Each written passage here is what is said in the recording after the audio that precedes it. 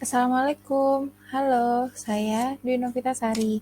Saya di sini akan menjabarkan tentang analisis isu dan gagasan kreatif mewujudkan smart governance. Saya bertugas di RSUD Cibinong sebagai perawat, peserta Latsar CPNS Kabupaten Bogor, Angkatan 7, Kelompok 2, NDH 15. Yang pertama, pengertian dari isu merupakan adanya suatu kejadian yang menarik perhatian orang banyak sehingga menjadi bahan yang layak untuk didiskusikan. Analisis isu sendiri yaitu mengurai data informasi terkait sebuah isu dengan sebuah pendekatan yang spesifik sehingga akar masalahnya dapat terlihat jelas. Tahapan pembahasan analisis isu sendiri, yang pertama ada identifikasi isu, yang kedua awal analisa isu, yang ketiga pemilihan isu utama, yang keempat analisis penyebab isu, yang keempat penyelesaian isu, yang kelima alternatif isu. Berikut ini adalah 6 isu masalah yang ditemukan di instansi saya bekerja. Kemudian analisa awal isu. Masalah isu yang pertama yaitu tingkat kedisiplinan perawat yang masih rendah.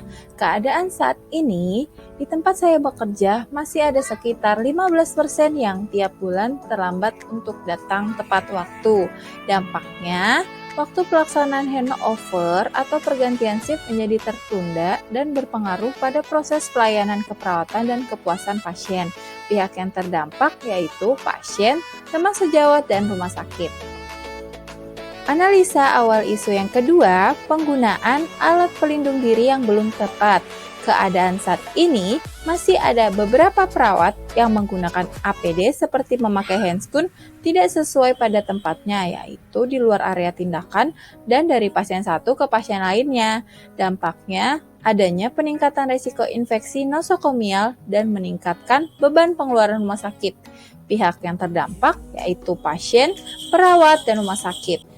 Analisa awal isu yang ketiga yaitu dokumentasi keperawatan yang tidak lengkap. Keadaan saat ini masih banyak loh beberapa perawat yang hanya sekedar copy paste untuk menuliskan catatan di lembar dokumentasi keperawatan dan ada juga yang tidak menuliskannya dengan lengkap.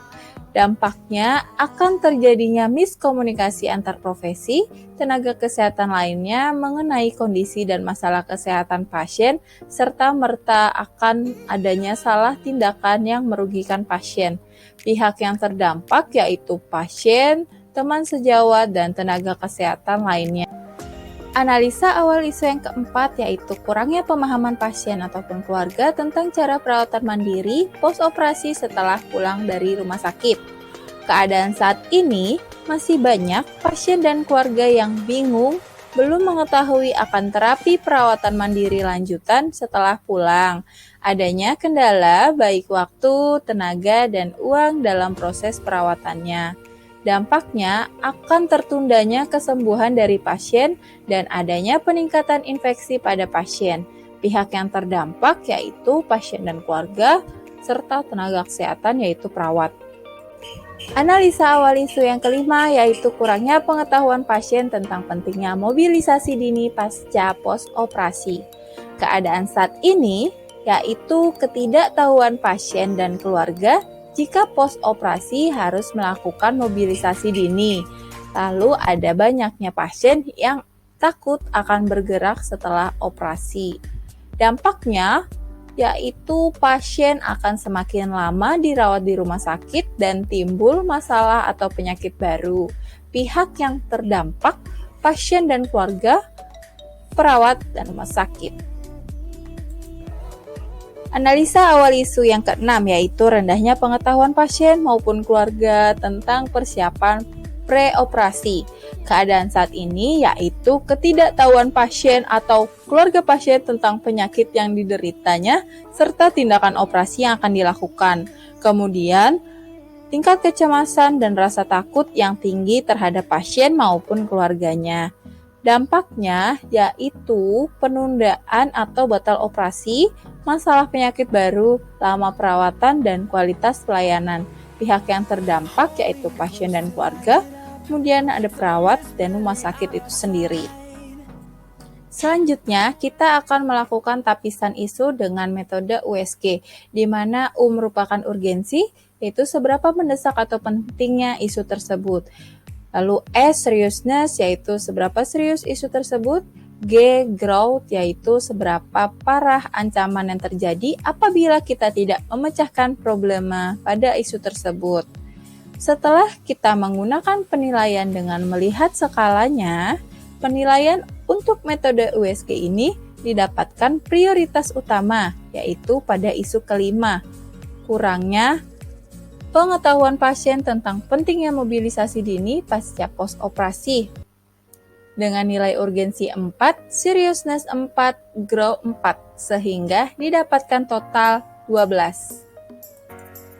Setelah kita melakukan tapisan isu, kita akan melakukan pencarian sebab dan akibat akar masalah dengan menggunakan diagram fishbone, di mana prioritas utama masalahnya yaitu meningkatnya risiko penyembuhan menjadi lama, sehingga mengakibatkan bertambahnya masa perawatan di rumah sakit dikarenakan kurangnya pengetahuan pasien tentang pentingnya mobilisasi dini post-operasi.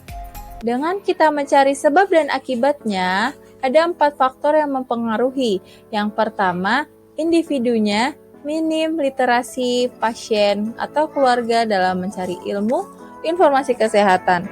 Faktor kedua yaitu budaya, di mana afirmasi negatif yang membuat rasa malas untuk membaca dan rasa takut untuk mencoba. Faktor ketiga, material, di mana kurangnya alat dan bahan untuk membuat media penyuluhan.